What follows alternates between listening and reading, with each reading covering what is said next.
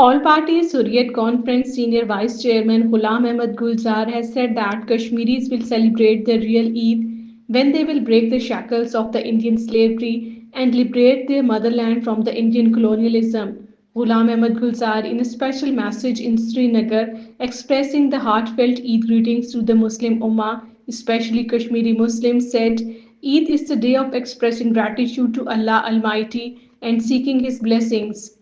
Experts and activists have warned that occupied Kashmir is rapidly losing its natural heritage, shrinking wetlands, polluted rivers, and degraded forests. Co founder and trustee of the environmental policy group, Dr. Tausif Ahmed Butt, speaking at an event in Sopore in connection with the World Environmental Day, said Kashmir is losing its natural heritage. 581 Central Armed Police Force companies have been deployed in occupied Kashmir in the garb of the Amarnath Yatra.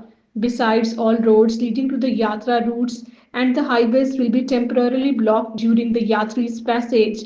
Bomb disposal squads will detect and neutralize explosives, and K9 units and drones will be used for the aerial surveillance. Operation Blue Star wasn't just a military action, but it was also a sacrilege.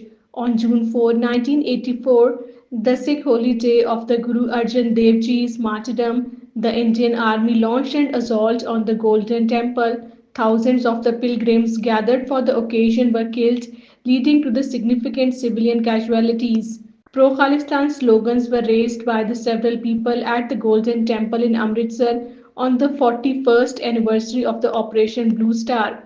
People raised slogans of the Khalistan Zindabad as the SAD Man's faction leader Simranjit Singh Maan reached the Golden Temple on the 41st anniversary of the Operation Blue Star and also the death anniversary of Jarnail Singh Bhindranwala, who was killed during the operation.